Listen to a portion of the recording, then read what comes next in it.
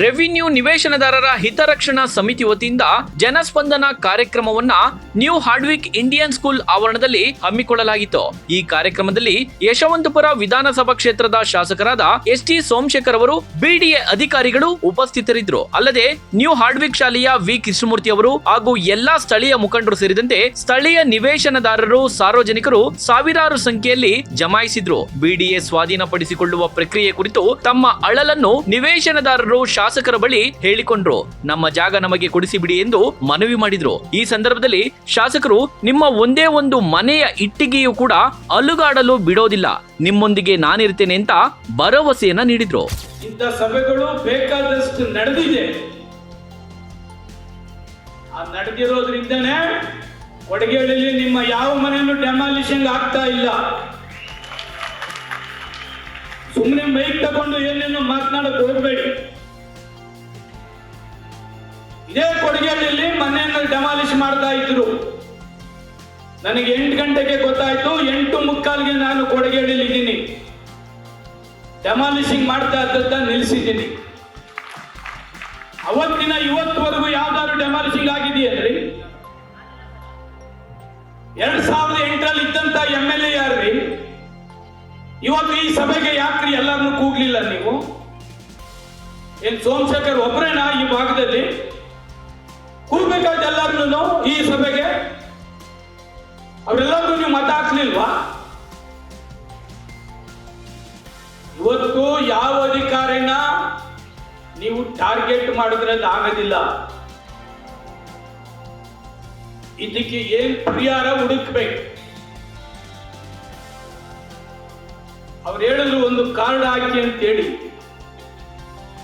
ನೀವು ಪ್ರತಿಯೊಬ್ಬರು ಕಾರ್ಡ್ ಹಾಕಿ, ಅಧ್ಯಕ್ಷ ಮುಂದೆ ನಿಮ್ ಜೊತೆಲಿ ನಾನು ಬರ್ತೀನಿ. ಈ ಸೈಟಿನ ಇನ್ನೊಂದು ಸೈಟ್ ಕೊಡಬೇಡಿ ಅಂತ ಅವ್ರಿಗೆ ಕನ್ವಿನ್ಸ್ ಮಾಡೋಣ. ನಂಬರ್ 1, ಯಾರು ಮನೆ ಕಟ್ಕೊಂಡಿದ್ದಾರೆ ಅವರು ಹಾಕಿ, ಜಡ್ಜ್ಗಳನ್ನ ಕರ್ಕೊಂಡು ಬಂದು ಇಲ್ಲಿ ತೋರ್ಸೋಣ. 95ರಲ್ಲಿ ರಿಜಿಸ್ಟ್ರೇಷನ್ ಆಗಿದೆ. ನಮ್ಗೆ ಇಲ್ಲೇ ಇರ್ತಕ್ಕಂಥ ಅದಕ್ಕೆ ಅವಕಾಶವನ್ನ ಮಾಡಿಕೊಡಿ ಅಂತ ಹೇಳಿ. 2ನೇದು 38D. ನಾನು ಕೆಂಪೇಗೌಡ ಅದಕ್ಕೆ ಫಾಲೋ ಮಾಡಲಿಲ್ಲ. ಇದು ನಿಮಗೆ ಗೊತ್ತಿರಲಿ. ನನ್ನ ಕ್ಷೇತ್ರದಲ್ಲಿ ಏರೋಹಳ್ಳಿಲಿ ಸುಮಾರು 480 ಮನೆ ವಿಶ್ವೇಶ್ವರಯ್ಯ ಬಡಾವಣೆ ನೋಟಿಫಿಕೇಶನ್ ಆಗಿತ್ತು. ಅದಕ್ಕಿಂತ ಹಿಂದೆ ಮನೆ ಕಟ್ಟಿಕೊಂಡಿರ್ತಕ್ಕಂಥದ್ದಕ್ಕೆ ಸುಮಾರು 480 ಮನೆಗಳು. ಅದನ್ನ ಉಳಿಸ್ತಕ್ಕಂಥದಕ್ಕೆ ಈ 38D ಮತ್ತೆ ಈ ಪಿಟಿಷನ್ ಕಮಿಟಿಗೆ ಅದನ್ನ ತಂದು ಪದೇ ಪದೇ ಸರ್ಕಾರದ ಮುಂದೆ ವಾದ ಮಾಡಿ ಈ 38D ಇಂಪ್ಲಿಮೆಂಟ್ ಮಾಡಬೇಕು ಅಂತಕ್ಕಂಥದ್ದು ವಿಶ್ವೇಶ್ವರಯ್ಯ ಬಡಾವಣೆಗೆ ಮಾತ್ರ. ಇವತ್ತು ಈ ಸಭೆ ಮಾಡ್ತಕ್ಕಂಥದ್ದಕ್ಕೆ ನನಗೆ ಅವ್ರ ಟೈಮ್ ಇರಲಿಲ್ಲ. ಇವತ್ತು ಸಿದ್ದರಾಮಯ್ಯನವರನ್ನ ನಾನು ಭೇಟಿ ಮಾಡಬೇಕಾಯ್ತು, ಉಪಮುಖ್ಯಮಂತ್ರಿಗಳು ಇವತ್ತು ಭೇಟಿ ಮಾಡಬೇಕಾಯ್ತು ನಾನು. ಆದರೆ ಇವತ್ತೆಲ್ಲ ಸೇರಿದ್ದಾರೆ. ಅವರಿಗೆ ನಾನು ಅನ್ಯಾಯ ಮಾಡಬಾರ್ದು, ಅವರಿಗೆ ಮೋಸ ಮಾಡಬಾರ್ದು, ಅವ್ರ ಮನಸ್ಸಿಗೆ ನೋವಾಗಬಾರ್ದು ಅಂತಕ್ಕಂಥದ್ದನ್ನ ದೃಷ್ಟಿ ಇಟ್ಕೊಂಡು ಇವತ್ತು ಈ ಸಭೆಗೆ ಬಂದಿದ್ದೇನೆ. ನಿಮ್ಮೆಲ್ಲರ ನೋವು ನನಗೆ ಗೊತ್ತಿದೆ. ಆ ನೋವನ್ನ ಸರಿಪಡಿಸ್ತಕ್ಕಂಥದ್ದಕ್ಕೆ ಏನು ಮಾಡಬಹುದು ಅದನ್ನ 100% ನಿಮಗೆ ನಾನು ಮಾಡ್ತೇನೆ ಅಂತಕ್ಕಂಥದ್ದನ್ನ ಈ ಸಂದರ್ಭದಲ್ಲಿ ಹೇಳಿ ಒಂದು ಮೈಂಡ್ ಇಟ್ಕೊಳ್ಳಿ. ನೀವೆಲ್ಲ ಬೇಕಾದ್ರೂ ಸ್ಟ್ರೈಕ್ ಹೋಗಿ ನನಗೆ ತೊಂದರೆ ಇಲ್ಲ. ಈ ಯಶವಂತಪುರ ಕ್ಷೇತ್ರದ MLA ಬಿಟ್ಟು ನೀವು ವಿಧಾನಸೌಧ ಮುಂದೆ ಸ್ಟ್ರೈಕ್ ಹೋಗ್ತೀರಾ, ಹೋಗಿ ನಂದೇನು ದ್ವೇಷ ಇಲ್ಲ. ಈ ಕೊಡಗೇಲಿಲ್ಲ ಅನ್ಯಾಯ ಆಗ್ತಾ ಇದೆ. ಇಡೀ ಕರ್ನಾಟಕದ ಯಾವ ನಾಯಕರು ಕರ್ಕೊಳ್ಳಿ, ಯಾವ ಲೀಡರ್ನ ಕರ್ಕೊಂಡು ನಿಮ್ಮ ಪರವಾಗಿ ಹೋರಾಟ ಮಾಡಿ, ನಂದೇನು ಬೇಜಾರಿಲ್ಲ. ಈ ಸೋಮಶೇಖರ್ ಜೊತೆಲೆ ಇವನೇ ಬಗೆಹರಿಸಬೇಕು ಅಂತಕ್ಕಂಥದ್ದು ನನ್ನ ಹುಚ್ಚು ಭ್ರಮೆ ನನಗೇನು ಇಲ್ಲ. ಕೊಡಗೇಳಿ ತೊಂದರೆ ಆಗದೆ ಇರ್ತಕ್ಕಂಥ ರೀತಿಯಲ್ಲಿ ನೋಡ್ತಕ್ಕಂಥ ಜವಾಬ್ದಾರಿ ನನಗೂ ಇದೆ. ಸೆಟರೇಟ್ ಮಾಡ್ತಕ್ಕಂಥ ಜವಾಬ್ದಾರಿ ನನಗೂ ಇದೆ. ಡೆವಲಪ್ಮೆಂಟ್ ಮಾಡ್ತಕ್ಕಂಥ ಜವಾಬ್ದಾರಿ ನನಗೂ ಇದೆ. ನನ್ನನ್ನು ಹೆಂಗೆ ಶಾಸಕ ಮಾಡಿ ಮಂತ್ರಿ ಮಾಡಿದ್ದೀರಿ, ಅದಕ್ಕಾದರೂ ನಿಮ್ಮ ಈ ಕ್ಷೇತ್ರದಲ್ಲಿ ಜನ ನೆಮ್ಮದಿ ಇರ್ತಕ್ಕಂಥದ್ದಕ್ಕೆ 100ಕ್ಕೆ 100 ಸಾಧನೆ ಮಾಡ್ತೇನೆ. ಎಲ್ರಿಗೂ ನಮಸ್ಕಾರ. ನಾನು ಪೂರ್ಣ ಕೃಷ್ಣಮೂರ್ತಿ, ನ್ಯೂ ಹಾರ್ಡ್ವಿಕ್ ಸ್ಕೂಲ್ನ ಕಾರ್ಯದರ್ಶಿ. ಇವತ್ತು ಕೊಡಿಗೆಹಳ್ಳಿ ಗ್ರಾಮದ ಸುತ್ತಮುತ್ತಲಿನ ನಾಗರಿಕರು ಸಾವಿರಾರು ಸಂಖ್ಯೆಯಲ್ಲಿ ಆಗಮಿಸಿ ನಮ್ಮ ಮಾನ್ಯ ಶಾಸಕರು ಎಸ್ ಟಿ ಸೋಮಶೇಖರ್ ಸರ್ ಅವರ ಉಪಸ್ಥಿತಿಯಲ್ಲಿ ಒಬ್ಬ ಸಾಮಾನ್ಯ ಮನುಷ್ಯ 25-30 ವರ್ಷಗಳ ಕಾಲ ಕಷ್ಟಪಟ್ಟು ದುಡಿದು ಸಾಲ ಸೂಲ ಮಾಡಿ ಒಂದು ಚಿಕ್ಕ ಜಾಗ ಕೊಟ್ಟು ಅಲ್ಲಿ ಮನೆ ಕಟ್ಟಿದಾಗ ಆ ಜಾಗಕ್ಕೆ ಸಮಸ್ಯೆ ಬಂದಾಗ ಯಾರು ತಾನೇ ಸುಮ್ಮನೆ ಇರ್ತಾರೆ ಹೇಳಿ?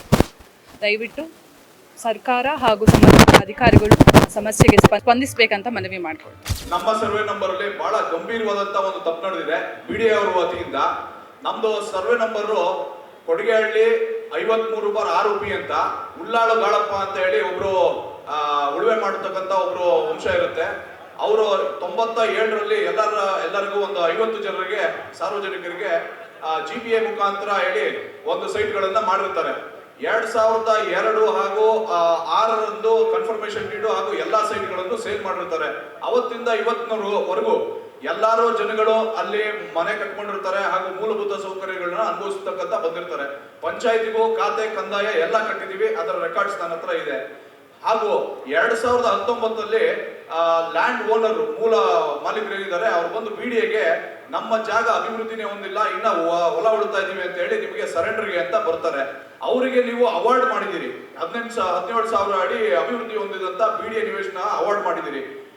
ಇದು ಸ್ಥಳೀಯ ಪರಿಶೀಲನೆ ಮಾಡಿ ಬಂದಾಗ ಬರೀ 5 ಗುಂಟೆ ಅಷ್ಟು ಜನ ಇದ್ದಾರೆ, ಮಿಕ್ಕಿದೆಲ್ಲ ಭೂಸ್ವಾಧೀನ ಪಡಿಸ್ಕೊಳ್ಬಹುದು, ಇದನ್ನ ಉದ್ಯಾನವನಕ್ಕೆ ಮಾಡ್ಬೋದು ಅಂತ ಹೇಳಿ ಬರ್ಕೊಂಡು ಇದನ್ನ ಮೂಲ ಓನರ್ಗೆ ನೀವು ಅವಾರ್ಡ್ ಮಾಡಿದಿರಿ. ಅಲ್ಲ, ನಾವೇ ಹೋಗಿ EC ಚೆಕ್ ಮಾಡಿದ್ರೆ ಪ್ರತಿಯೊಂದು ಸೇಲ್ ಡೀಡು ನಮಗೆ ಸಿಗ್ತಾ ಇದೆ 2002, 2006 ಆಗಿರುವಂತದ್ದು. ಆದ್ರೆ ನೀವು 2019 ಹಾಗೂ 22ರಲ್ಲಿ ಹೇಗೆ ಸರ್ ಅವಾರ್ಡ್ ಮಾಡಕ್ ಬರ್ಲಿಕ್ಕೆ ಸಾಧ್ಯ ಇದು? ಅಲ್ಲ ಸರ್, ಇದಕ್ಕೇನು ನ್ಯಾಯ ನೀತಿ ಇಲ್ವಾ? ನಾವು 2002 ಆಗಿ ಇಲ್ಲಿವರೆಗೂ ಹೋರಾಟ ಮಾಡ್ತಾನೆ ಬಂದಿದ್ದೀವಿ. ದಯಮಾಡಿ ಇದಕ್ಕೆ ಯಾವ್ದಾನ ಒಂದು ಇಲ್ಲ, ಆ ಜಾಗನ ನಮ್ಮ ಹತ್ರ ಅಭಿವೃದ್ಧಿ ಶುಲ್ಕ ಏನಿದೆ ಅದನ್ನ ನಾವು ಕಟ್ತೀವಿ, ಅದನ್ನ ಕಟ್ಟಿಸ್ಕೊಂಡಾದ್ರೂ ನಮ್ಗೆ ಅದೇ ಜಾಗವನ್ನ ಬಿಟ್ಟುಕೊಡಿ ದಯಮಾಡಿ. ಸರ್, ನಾನು ಇಲ್ಲೇ ನಿವಾಸಿ, ರೆವಿನ್ಯೂ ನಿವೇಶನರ ಹಿತರಕ್ಷಣಾ ಸಮಿತಿಯ ಅಧ್ಯಕ್ಷರು ಕೂಡ. ನಾವಿವಾಗ ಏನು ಸಾವಿರಾರು ಜನನ ಸೇರಿ ಇವತ್ತು ಒಂದು ಸಭೆ ಮಾಡಿದ್ವಿ. ಇದಕ್ಕೆ ಮುಖ್ಯವಾಗಿ ನಮ್ಮ ಎಸ್ ಟಿ ಸೋಮಶೇಖರ್ ಸರ್ ಅವರು ಒಂದು ಡೇಟ್ ಕೊಟ್ಟು BDA ಅಧಿಕಾರಿಗಳೊಂದಿಗೆ ಇವತ್ತು ನಮ್ಮ ಜನ ಸಮಾಲೋಚನಾ ಸಭೆಯಲ್ಲಿ ನಮ್ಮೆಲ್ಲರ ಕುಂದುಕೊರತೆಗಳನ್ನು ಅರಿತು ಏನು BDA ಅಧಿಕಾರಿಗಳಿಗೆ ಮನವಿ ಮಾಡ್ಕೊಳ್ಳೋದಕ್ಕೋಸ್ಕರ ಅವ್ರ ಮುಖಾಂತರ ನಾವು ಒಂದು ಹೋರಾಟ ಮಾಡೋಣ ಅಂತ ಇವತ್ತಿನ ಒಂದು ಸಭೆ ಕರೆದಿದ್ವಿ. ಇವತ್ತು ಇಷ್ಟು ಜನ, ಸಾವಿರಾರು ಜನ ಇವತ್ತು ಅವರ ಆಕ್ರೋಶನ ಹೊರಹಾಕಿದ್ದಾರೆ. ನಮಗೆ ಹಿಂದೆಯಿಂದನೂ ಸುಮಾರು ಈ ನಮ್ಮ ಕ್ಷೇತ್ರಕ್ಕೆ ಅವರು ಬಂದಾಗಿಂದನೂ ನಮಗೆ ಸಪೋರ್ಟ್ ಮಾಡ್ತಾನೆ ಬಂದಿದ್ದಾರೆ. ಇವತ್ತು ಏನಪ್ಪ ಅಂದರೆ ಜನರ ಆಕ್ರೋಶವನ್ನು ನೋಡಿ ಅವ್ರಿಗೆ ಒಂದು ಸ್ವಲ್ಪ ಮನಸ್ಸು ತುಂಬ ದುಃಖಗೊಂಡು ಇವತ್ತು ಅವರು ಇಷ್ಟು ಜನರ ಮುಂದೆ ಅವರು ಒಂದು ಮಾತು ಕೊಟ್ಟಿದ್ದಾರೆ. ಮುಂದಿನ ದಿನಗಳಲ್ಲಿ ಜನರ ಜೊತೆ ನಾನು ಕೂಡ ಬೆರೆತು ನಿಮ್ಮ ಜೊತೆ ಹೋರಾಟ ಮಾಡಿ ನಿಮ್ಮ ಮನೆಗಳನ್ನ ಯಾವುದೇ ಕಾರಣಕ್ಕೂ ಏನೂ ಆಗೋಕ್ಕೆ ನಾನು ಬಿಡೋದಿಲ್ಲ, ನಿಮ್ಮ ಜೊತೆ ನಾನು ಕೊನೆವರೆಗೂ ಇರ್ತೀನಿ ಅಂತ ಹೇಳಿ ಒಂದು ಭರವಸೆಯನ್ನು ಕೊಟ್ಟಿದ್ದಾರೆ. ನಾವೆಲ್ಲರೂ ಕೂಡ ಮುಂದಿನ ದಿನಗಳಲ್ಲಿ ಅವ್ರ ಜೊತೆ ಖಂಡಿತವಾಗ್ಲೂ ಅವ್ರನ್ನ ಮುಂದೆ ಇಟ್ಕೊಂಡು ನಾವು ಹೋರಾಟ ಮಾಡ್ತೀವಿ. ಅದು ಬಿಡೋವರೆಗೂ ಸತತ ಹೋರಾಟ ನಮ್ಮಲ್ಲಿ ನಡೀತಾನೆ ಇರುತ್ತೆ. ಖಂಡಿತವಾಗೂ ನಮ್ಮ MLA ಸೋಮಶೇಖರ್ ಸರ್ ನಮ್ಮ ಪರವಾಗಿರ್ತಾರೆ. ಸರ್, ನನ್ನ ಹೆಸರು ಅನುಷಾ ಗೌಡ ಅಂತ ಹೇಳ್ಬಿಟ್ಟು. ಸೊ ನಾವು ಈ ಸೈಟ್ನ ತೊಗೊಂಡಾಗ ನಮ್ಗೆ ಯಾವುದೇ ಮಾಹಿತಿ ಇರಲಿಲ್ಲ BDAಗೆ ಕನ್ವರ್ಜೇಷನ್. ಸರ್, ನಾವು 2013ರಲ್ಲಿ ನಾವು ತೊಗೊಂಡಿದ್ದು. ಸೊ ನಮ್ಗೆ ಯಾವುದು ಮಾಹಿತಿನೂ ಇರಲಿಲ್ಲ ನಮಗೆ ಇಲ್ಲಿ BDAಗೆ ಇದಾಗಿದೆ ಅಂತ ಅಂದ್ಬಿಟ್ಟು. ಸೊ ನಾನು ನನ್ನ ತಮ್ಮ ಬಂದುಬಿಟ್ಟು ಇಲ್ಲಿ ಖರೀದಿ ಮಾಡ್ದು ಕೊಡಿಗೆಹಳ್ಳಿ ಮುನೇಶ್ವರ ಬಡಾವಣೆಯಲ್ಲಿ. ಅದಾಗಿ ನಮಗೆ ಒಂದು 5-6 ವರ್ಷ ಆದರೂ ನಮ್ಗೆ ಯಾವುದು ಮಾಹಿತಿ ಇರಲಿಲ್ಲ. ಅದಾದಮೇಲೆ ಹೋರಾಟ ಮೇಲೆ ಗ್ರೂಪ್ಸ್ಗಳು ಕ್ರಿಯೇಟ್ ಆಯಿತು. ಆಮೇಲೆ ನಮ್ಗೆ ಇದೇನಿದು ಎಲ್ಲ ಲೀಗಲ್ ಇದೆ ಅಂತ ಹೇಳಿದ್ರು. ಇವಾಗ ನೋಡಿದ್ರೆ ಈ ಥರ BDA ಜಾಗ ಅಕ್ವೇರೇಷನ್ ಆಗಿದೆ ಅಂತ ಅಂದ್ಬಿಟ್ಟು ಬೇಜಾರಾಯಿತು. ಅದಾದಮೇಲೆ ನಾವು ಕೂಡ ಸುಮಾರು ಕೊಟ್ಟವ್ರಿಗೆಲ್ಲ ಕೇಳ್ದೋ, ಇಲ್ಲ ಏನೂ ಆಗೋದಿಲ್ಲ ಅಂತಲೇ ಹೇಳ್ತಾ ಬಂದರು. ಬಟ್ ಇದು ಈ ಮಟ್ಟಿಗೆ ಹೋಗುತ್ತೆ ಅಂತ ನಾವು ಯಾವುದೇ ಎಕ್ಸ್ಪೆಕ್ಟ್ ಮಾಡಿರಲಿಲ್ಲ. ಇದು ನನ್ನ ಹೆಸರಿಗೆ ಅವರು ಮೂಲ ಯಾರು ಓನರ್ಸ್ಗಳು ಇವಾಗ ಏನು BDAಗೆ ಬರ್ಕೊಟ್ಟಿದ್ದಾರಲ್ಲ ಅವರೇ ರಿಜಿಸ್ಟ್ರು ಮಾಡ್ಕೊಂಡಿದ್ದಾರೆ ಸರ್. ಇದು ಪೇಪರ್ಸು ನೋಡಿ, ಇಲ್ಲೆಲ್ಲ ಅವ್ರ ಫೋಟೋಸ್ಗಳು ಇದೆ, ಅವರೇ ಬಂದಿರೋದು ನೋಡಿ, ಇಲ್ಲಿ ಮೂಲದಾರರಿದ್ದಾರೆ. ಸೊ ಅವರೇ ಬಂದು ಇದು ಮಾಡಿಕೊಟ್ರು. ಮತ್ತು ಇವರು ನೋಡಿ, ಇದು 4 ಜನನೂ ಕೂಡ ಮೂಲ ಅವರೇ ಬಂದುಬಿಟ್ಟು ನಮಗೆ ರಿಜಿಸ್ಟ್ರ್ ಮಾಡಿಕೊಟ್ಟಿದ್ದು. ನಮ್ಮ ಬೇರೆ ಯಾರನ್ನು ಥರ್ಡ್ ಪರ್ಸನಿಂದ ಯಾವ ರಿಜಿಸ್ಟ್ರೇಷನು ಆಗಿಲ್ಲ, ಮೂಲ ಮಾಲೀಕರಿಂದಲೇ ರಿಜಿಸ್ಟ್ರ್ ಕೊಟ್ಟಿದ್ದಾರೆ. ಮತ್ತು ನಾವು ಅವತ್ತು ರಿಜಿಸ್ಟ್ರ್ ಮಾಡ್ಕೊಂಡು ಹೋಗ್ಬೇಕಾದ್ರೂ ಬಿ ಡಿ ಎಗೆ ಏನಾದರೂ ಆಗಿದೆ ಅನ್ನೋ ಮಾಹಿತಿ ಅಲ್ಲಿ ಇದ್ದಿದ್ರೆ ಸಬ್ ರಿಜಿಸ್ಟ್ರಲ್ಲಿ, ಸೊ ಅವ್ರು ಮಾಡ್ಕೊಡ್ಬಾರ್ದಾಗಿತ್ತು. ಇಲ್ಲ ಇದು ಪ್ರಾಬ್ಲಮ್ ಇದೆ, ನೀವು ದಯವಿಟ್ಟು ಈ ಸೈಟ್ನ ತೊಗೋಬೇಡಿ ಅಂತ ಹೇಳಬೇಕಾಗಿತ್ತು. ನಮ್ಗೆ ಅಲ್ಲಿ ಕೂಡ ರಿಜಿಸ್ಟ್ರೇಷನ್ಗೆ ಹೋದಾಗಲೂ ಕೂಡ ಯಾವ ಮಾಹಿತಿನೂ ಸಿಕ್ಕಿಲ್ಲ. ಅಲ್ಲಿ ಈಸಿಯಾಗಿ ರಿಜಿಸ್ಟ್ರ್ ಮಾಡಿಕೊಟ್ರು. ಮತ್ತು ಇವ್ರು ಏನು ಇಷ್ಟು ಜನ ಲ್ಯಾಂಡ್ ಲಾರ್ಡ್ಗಳಿದಾರಲ್ವಾ, ಸೊ ಅವರೇ ಬಂದು ಮಾಡಿಕೊಟ್ಟಿರೋದು ಸರ್ ನಮಗೆ. ಕೊಡಿಗೇಳಿ ಭಾಗದಲ್ಲಿ ಏನಿದೆ 2008ರಿಂದ ಡಿನೋಟಿಫಿಕೇಷನ್ ಆದಾಗಲಿಂದಲೂ ಇನ್ನೀವರೆಗೂ ಸಮಸ್ಯೆಗಳ ಮೇಲೆ ಸಮಸ್ಯೆ. ನಮ್ಮ ಶಾಸಕರಿಂದ ಆಗಲಿ ಯಾರಿಂದಲೂ ಅಲ್ಲ, ಅವ್ರ ಅಭಿವೃದ್ಧಿ ವೇಗವಾಗಿ ನಡೀತಾ ಇದೆ. ಅವ್ರು ಯಾವತ್ತೂ ಅವ್ರ ಜೊತೆ ನಾವು ಇವತ್ತೂ ಇರ್ತೀವಿ, ನಾಳೆಗೂ ಇರ್ತೀವಿ. ಇದು ಯಾವ ಕೆಲವೊಂದು ಬಿ ಡಿ ಅಧಿಕಾರಿಗಳ ತಂತ್ರಗಾರಿಕೆ, ಮಧ್ಯ ಏಜೆಂಟ್ರುಗಳ ಕುತಂತ್ರದಿಂದ, ಭೂಮಾಲೀಕರ ಒತ್ತಡದಿಂದ ಇವೆಲ್ಲ ಒಂದು ಪಾಪ ನಿವೇಶನದಾರರ ಮೇಲೆ ಅಗಾಧವಾದಂಥ ಪರಿಣಾಮ ಬಿದ್ದುಬಿಟ್ಟಿದೆ. ಅದಲು ಬದಲು ನಿವೇಶನ ಮಾಡೋದು, ಅದನ್ನು ಅವಾರ್ಡ್ ಮಾಡಿಸ್ಕೊಳ್ಳೋದು ಇವೆಲ್ಲ ಸಮಸ್ಯೆಗಳು ಅತಿ ಹೆಚ್ಚಿರೋದ್ರಿಂದ ನಮ್ಮ ಸ್ನೇಹಿತರಾದಂಥ ಕೃಷ್ಣಮೂರ್ತಿ ಸಾಹೇಬರು 2 ತಿಂಗಳಿನಿಂದ ಶತಪ್ರಯತ್ನ ಪಟ್ಟು ದೊಡ್ಡ ಕಾರ್ಯಕ್ರಮ ಕೊಡಬೇಕು, ಜನರಿಗೆ ನ್ಯಾಯ ಒದಗಿಸ್ಕೊಡ್ಬೇಕು, ಶಾಸಕರನ್ನ ಕರಿಬೇಕು, ನಿವೇಶನದಾರರನ್ನ ಸ್ಥಳೀಯವಾಗಿ ಕುಣಿಸ್ಬಿಟ್ಟು ಅವ್ರನ್ನ ಎಲ್ಲ ಪರಿಹಾರ ಕಂಡು ಕೊಡಬೇಕು, ಅವ್ರ ಅಹವಾಲುಗಳನ್ನ ಸ್ವೀಕರಿಸಬೇಕು ಅನ್ನೋ ಉದ್ದೇಶಕ್ಕೋಸ್ಕರ 2 ತಿಂಗಳಿಗೆ ನೋಡಿ ದೊಡ್ಡ ಮಟ್ಟದಲ್ಲಿ ಒಂದು ದೊಡ್ಡ ಕಾರ್ಯಕ್ರಮ ರೂಪಿಸೋಕ್ಕೆ ಇದು ಅಷ್ಟು ಸುಲಭದ ಮಾತಲ್ಲ. ಇದೆಲ್ಲ ಒಂದು 30,000 ಜನಗಳನ್ನ ಸೇರಿಸಿ ಮಾಡೋಂಥ ಕಾರ್ಯಕ್ರಮ, ದೊಡ್ಡ ಕಾರ್ಯಕ್ರಮ. ಆ ಶ್ರಮ ನಮ್ಮ ಕೃಷ್ಣಮೂರ್ತಿ ಸಾಹೇಬರಿಗೆ ಸಲ್ಲಬೇಕು. ಇಡೀ ಜನ ನಾವು ಅವ್ರ ಋಣಿಯಾಗಿರಬೇಕು. ಇದು ಇಂದಿಗೆ ಕೊನೆ ಆಗಬೇಕು. ಶಾಸಕರ ಅದೇ ಉದ್ದೇಶಕ್ಕೆ ಕರೆಸಿ ಏನಿದೆ ಬಿ ಡಿ ಎ ಸಮಸ್ಯೆ ಅದನ್ನು ಎಂಡ್ ಮಾಡಬೇಕಾದ, ಕೊನೆ ಆಗಬೇಕಾದ. ಎಲ್ಲ ನಿವೇಶನದಾರರಿಗೆ ಏನು ಸರ್ಕಾರದಿಂದ ಏನು ನ್ಯಾಯ ಒದಗಿಸ್ಕೊಡ್ಬೇಕು, ಯಾವ್ದು ಕಾನೂನು ವ್ಯಾಪ್ತಿಗಳಲ್ಲಿ ಏನು ಎನ್ಒಸಿ ಕೊಡೋದು, ಈ ಥರ ಏನೇನಿದೆ ಅವೆಲ್ಲ ಒಡಿಸ್ಕೊಡ್ಬೇಕು ಅನ್ನೋ ಉದ್ದೇಶಕ್ಕೆ ಕೃಷ್ಣಮೂರ್ತಿ ಸಾಹೇಬರು ಇವತ್ತು ಶಾಸಕರನ್ನು ಕರೆದಿದ್ದಾರೆ. ಅದು ಬಗೆಹರುತ್ತೆ ನನ್ನ ನಂಬಿಕೆ ನನಗಿದೆ. ನನ್ನ ಹೆಸರು ಸುನೀತಾ ಅಂತೇಳಿ ಮುನೇಶ್ವರ ಬಡಾವಣೆಯಲ್ಲಿ ಪ್ರಸ್ತುತ ವಾಸವಾಗಿದ್ದೀವಿ. ಎಷ್ಟು ವರ್ಷದಿಂದ ವಾಸ ಆಗಿದೆ? ನಾವು 20 ಇಯರ್ಸ್ ಆಯಿತು. ಮನೆ ಕಟ್ಟಿದ್ದು ಯಾವಾಗ? ಮನೆ ಕಟ್ಟಿದ್ದು 2008. ಏನು ಸಮಸ್ಯೆ ಇಲ್ಲ? ಸಮಸ್ಯೆ ಅಂತಂದ್ರೆ ಇವಾಗ ಕಾವೇರಿ ನೀರು ಬೇರೆ ಕಡೆ ಎಲ್ಲ ಪೈಪ್ ಲೈನ್ ಎಲ್ಲ ಮಾಡಿದ್ದಾರೆ. ಆದರೆ ನಮ್ಮ ಸಮಸ್ಯೆ ಇರೋದ್ರಿಂದ ಮಾಮೂಲಿ ಬೋರ್ ವಾಟರ್ ಬಿಡ್ತಾರೆ. ಅದೇ ಕಾವೇರಿ ನೀರಿಗೆ ಏನು ಇದು ಪೈಪ್ ಕಲೆಕ್ಷನ್ ಅಲ್ಲಿ ಏನಾದರೂ ಕೊಟ್ಟಿಲ್ಲ. ಅದು ಮಾಮೂಲಿ ಕರೆಂಟ್ ಎಲ್ಲ ಇದೆ, ಮಾಮೂಲಿ ಬೋರ್ ವಾಟರ್ ಕೊಡ್ತಿದ್ದಾರೆ ಅಷ್ಟೇ. ಬೇರೆ ಮನೆಗಳು ಇಲ್ಲ ಪ್ರಸ್ತುತ. ಅಂದರೆ ನಾವು ಎಜುಕೇಷನ್ ಮಾಡ್ಸೋದ್ಕಿಂತ ಮಕ್ಳಿಗೆ ಇದ್ರ ಮೇಲೆ ಬಂಡವಾಳ ಹಾಕಿದ್ದೀವಿ. ಏನೇ ದುಡಿದ್ರು ನಾವು ಆಟೋ ಡ್ರೈವರ್ನ ಮನೆಯವರು. ನಾನು ಮಾಮೂಲಿ ಪ್ರೈವೇಟ್ ಸ್ಕೂಲಲ್ಲಿ ಕೆಲಸ ಮಾಡ್ತಿದ್ದೀನಿ ಟೀಚರ್ ಆಗಿ. ಆದ್ರೂ ಏನೋ ಒಂದು ಸ್ವಲ್ಪ ನಾವು ಎಲ್ಲರಂಗೆ ಇರಬೇಕಲ್ಲ ಅಂತೇಳಿ ಏನೋ ಒಂದು ಸ್ವಲ್ಪ ಕೂಡಿಟ್ಟು ಸೈಟ್ ತೊಗೊಂಡಿರೋದು. ಇವಾಗ ನೋಡಿದ್ರೆ ಹಿಂಗೆ ಎದುರಿಸ್ತಿದ್ದಾರೆ. ಏನಾಗುತ್ತೆ ಅಂತ ಮುಂದೆ ಗೊತ್ತಿಲ್ಲ. ಇವ್ರು ನೋಡಿದ್ರೆ ಈ ಥರ ಭರವಸೆ ಕೊಡ್ತಿದ್ದಾರೆ. ಮುಂದೆ ವೆಯ್ಟ್ ಮಾಡಬೇಕಷ್ಟೇ. ನಂಬಿಕೆ ಇದೆ. ಇವಾಗ ಇವರು ಎಲ್ಲ ಹೇಳೋದು ನೋಡಿದ್ರೆ ಏನೋ ಡೊಮಿಲಿಷ್ ಎಲ್ಲ ಮಾಡಲ್ಲ ಅಂತಂದರೆ ನಂಬಿಕೆ ಇದೆ. ಆ ನಂಬಿಕೆಯಿಂದಲೇ ಇವಾಗೂ ಏನು ಹೆದರ್ಕೋದೇ ಸುಮ್ಮನೆ ಎದ್ದೇವೆ. ದೀಪಾ, ನನ್ನ ಹೆಸರು ದೀಪಾ ಅಂತೇಳಿ. ಗೋಲ್ರಟ್ಟಿಯಲ್ಲಿ, ಚಿಕ್ಕ ಗೋಲ್ರಟ್ಟಿಯಲ್ಲಿ ವಾಸ. ನಮ್ದು 30-20. ಅರ್ಧ ಸೈಟೇ ಇರೋದು. ಅದೇ ನಾವು ನಮ್ಮ ಹಸ್ಬೆಂಡು ಡ್ರೈವರೇ, ಕ್ಯಾಬ್ ಡ್ರೈವರು. ನಾವು ಇನ್ನು ನಮ್ಮ ತವ್ರ ಮನೆಯವ್ರು ಕೊಟ್ಟಿರೋ ದುಡ್ಡಲ್ಲಿ ನಾವು ಹಾಕಿ ತಗೊಂಡಿರೋದು. ಇಲ್ಲ ಮನೆ ಕಟ್ಟಿಲ್ಲ, ಸೈಟ್ ಇದೆ ಅಷ್ಟೇ. ಹಾ, ಇವಾಗ ಅದನ್ನು ಕಿತ್ಕೊಂಡ್ಬಿಟ್ರೆ ಇರೋದೇ ಅದು ಬಂದು ನಮ್ಗೆ. ಹೌದು, ಅದೇ ನಮಗೂ ಗೊತ್ತಾಗ್ತಿಲ್ಲ ಏನ್ ಮಾಡೋದು ಅಂತ. ಆಫ್ ಸೈಟ್ ಅಷ್ಟೇ ಇರೋದು. ಹಾ, ನೋಡೋಣ, ಭರವಸೆ ಕೊಟ್ಟಿದ್ದಾರೆ ಏನಾಗುತ್ತೆ ಅಂತ ಹೇಳಿ. ದಯವಿಟ್ಟು ನಮ್ಮ ಜಾಗ ನಮಗೆ ವಾಪಸ್ ಬಿಟ್ಕೊಡಿ ಅಂತ ಕೇಳ್ಕೊತೀವಿ ಅಷ್ಟೇ. ಸರ್, ನಾವು ಮುನೇಶ್ವರ ಬಡಾವಣೆ, ಸರ್ವೆ ನಂಬರ್ 107. ಆಗಲೇ 18 ವರ್ಷದಿಂದ ನಾವು ಅಲ್ಲೇ ಇರೋದು. ಸೈಟ್ 30-40 ಇರೋದು. ಏನು ಹೇಳಿ? ಹ್ಞೂ ಸರ್, ಮನೆ ಕಟ್ಟಿದ್ದೀವಿ. ಮನೆ ಕಟ್ಟಿ 2008ರಲ್ಲೇ ಮನೆ ಕಟ್ಟಿರೋದು.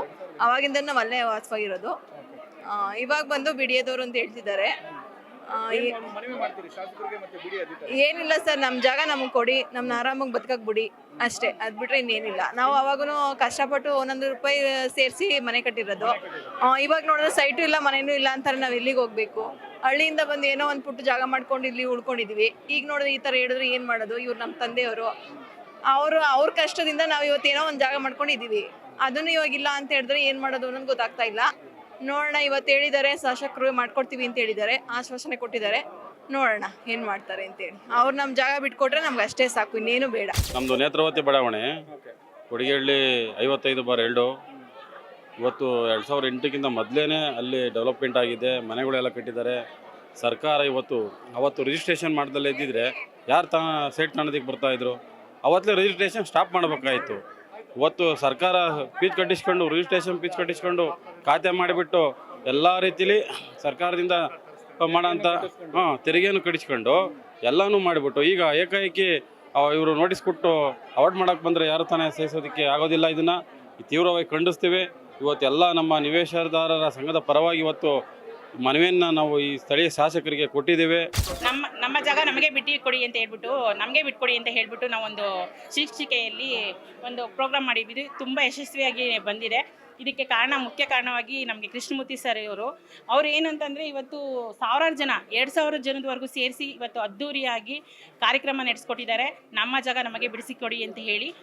ಇದು ಯಶಸ್ವಿ ಆಗಿರೋದಕ್ಕೆ ಕಾರಣ ನಮ್ಮ ಸೋಮಶೇಖರ್ ಸರ್ ಆಗಿರ್ಬೋದು, ಮತ್ತು ಸಾವಿತ್ರಮ್ಮ, ನಮ್ಮ ಮೆಂಬರ್ಸ್ಗಳು ದೇವರಾಜವರಾಗಿರ್ಬೋದು, ಮತ್ತು ನಾಗಣ್ಣ ಆಗಿರ್ಬೋದು.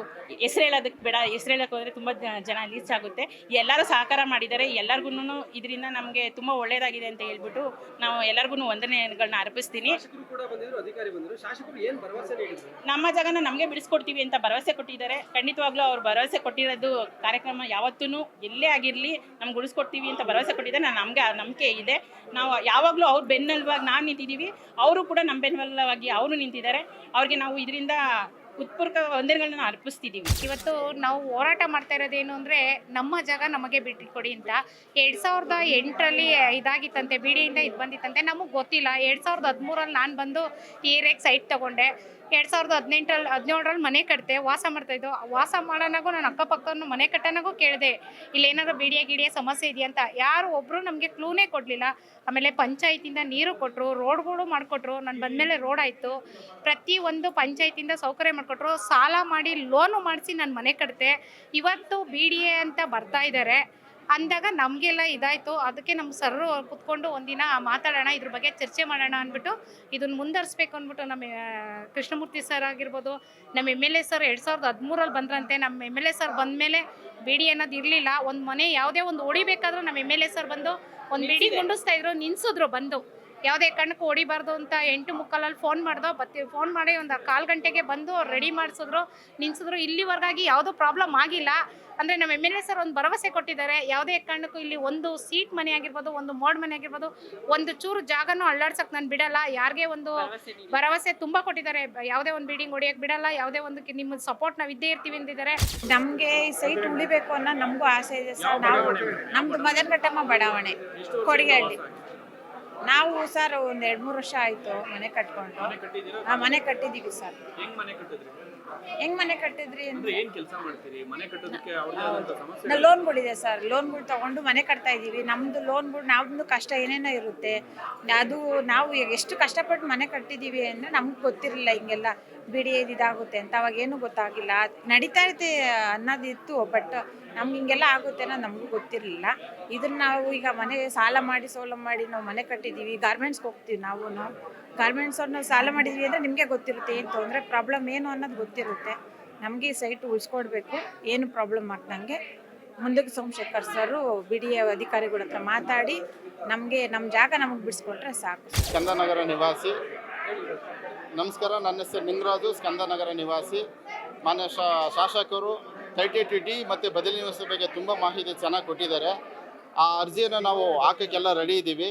ಅದು ಸಂಬಂಧಪಟ್ಟಾಗೆ ಕೆನರಾ ಬ್ಯಾಂಕ್ DD ಕಟ್ಟೋದಾಗಲಿ, ಸಂಬಂಧಪಟ್ಟದ ಅಗ್ರಿಮೆಂಟ್ಗಳಾಗಲಿ, ನೋಟ್ರಿ ಆಗಲಿ, ಮತ್ತು ಗೆಜೆಟೆಡ್ ಆಫೀಸ್ ಸೈನ್ ಆಗಲಿ, ಈ ಥರದ್ದೆಲ್ಲ ಏನು ದಾಖಲೆಗಳು ಕೇಳಿದಾರೋ ಮಾನ್ಯ BDA ಅಧಿಕಾರಿಗಳು, ಅದನ್ನು ನಾವು ರೆಡಿ ಮಾಡಿ ಇನ್ನು 1 ವಾರದೊಳಗೆ ನಾವು ಸಲ್ಲಿಸ್ತಾ ಇದ್ದೀವಿ.